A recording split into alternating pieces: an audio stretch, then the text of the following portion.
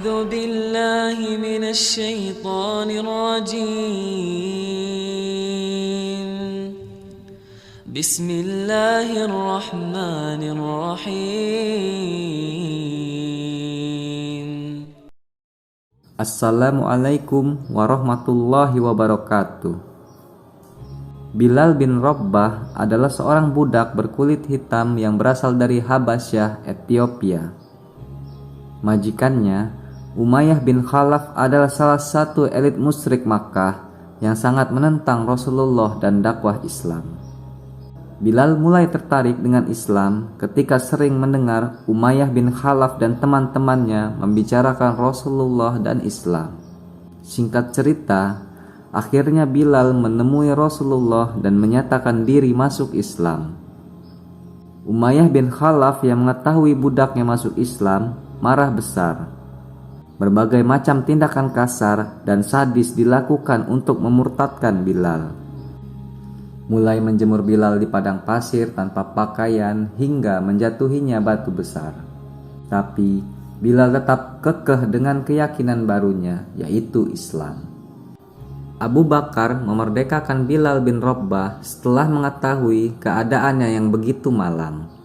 Semenjak itu, Bilal selalu berada di dekat Rasulullah. Ia ikut berhijrah bersama Rasulullah dan para sahabat lainnya. Tempat tinggal Bilal pun tidak jauh dengan rumah Rasulullah ketika di Madinah. Bilal menjadi ahlus suffah dan tinggal di emperan Masjid Nabawi bersama para sahabat lainnya. Sementara Rasulullah tinggal di sebuah bilik yang masih menyambung dengan Masjid Nabawi. Di dalam Islam, semua manusia itu memiliki derajat yang sama. Hanya ketakwaannya lah yang membuat mereka mulia di sisi Allah, bukan warna kulit, suku, atau rasnya. Hal itulah yang dialami Bilal. Meskipun ia berkulit hitam, berambut keriting, dan berlatar belakang budak, namun Bilal lah yang dipilih Rasulullah untuk mengemban tugas yang mulia, yaitu menjadi muazin pertama. Tentu saja ada omongan miring terkait hal ini, terutama saat Bilal mengumandangkan azan di atas Ka'bah ketika peristiwa Fatu Makkah. Kata mereka, apakah pantas budak hitam azan di atas Ka'bah? Lantas, apa yang menyebabkan Bilal dipilih untuk menjadi muazin pertama? Setidaknya ada 4 alasan mengapa Bilal diangkat menjadi penyeru umat Islam untuk sholat yang pertama kalinya. Pertama, Bilal memiliki suara yang lantang dan merdu. Mungkin ini menjadi faktor pertama mengapa Rasulullah memberikan tugas kepada Bilal untuk menjadi muazin pertama dalam Islam. Dikisahkan bahwa siapapun akan bergetar hatinya manakala mendengar Bilal bin Rabbah mengumandangkan azan atau membaca Al-Quran. Kedua, Bilal sangat menghayati kalimat-kalimat azan.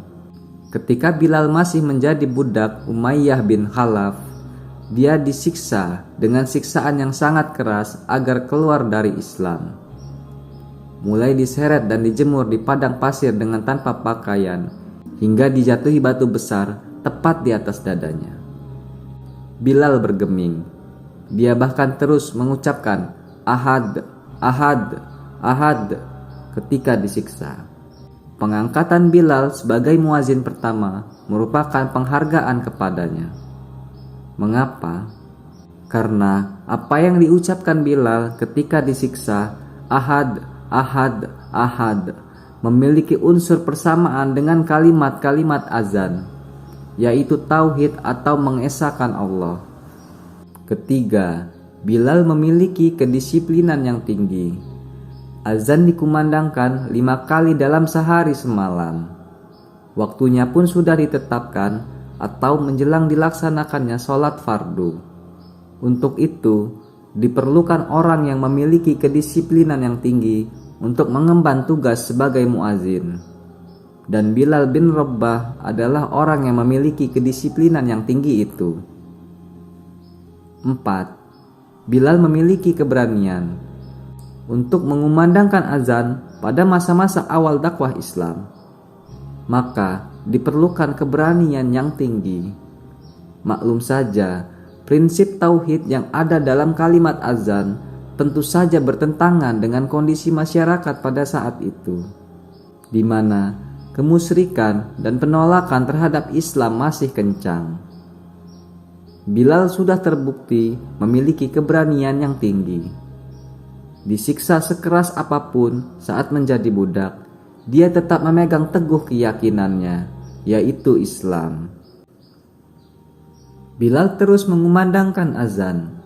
Namun saat Rasulullah wafat, dia tidak bersedia lagi menjadi muazan. Alasannya, Bilal air matanya pasti akan bercucuran manakala sampai pada kalimat asyhadu anna Muhammadar Rasulullah, sehingga membuatnya tidak kuasa melanjutkan azan. Bilal mengaku kenangan lamanya bersama Rasulullah akan muncul ketika sampai pada kalimat itu. Khalifah Abu Bakar mencoba merayu Bilal untuk azan lagi. Namun usahanya tidak berhasil. Bilal bersedia untuk mengumandangkan azan lagi ketika Khalifah Umar bin Khattab tiba di Yerusalem. Atas permintaan umat Islam, Khalifah Umar meminta Bilal untuk azan sekali lagi saja. Bilal akhirnya naik mimbar dan azan. Semua yang hadir menangis terseduh mendengar azan Bilal lagi, termasuk Khalifah Umar, dan itu menjadi azan terakhir Bilal. Dari kisah ini, semoga ada hikmah, ilmu, dan pelajaran yang dapat kita ambil. Assalamualaikum warahmatullahi wabarakatuh.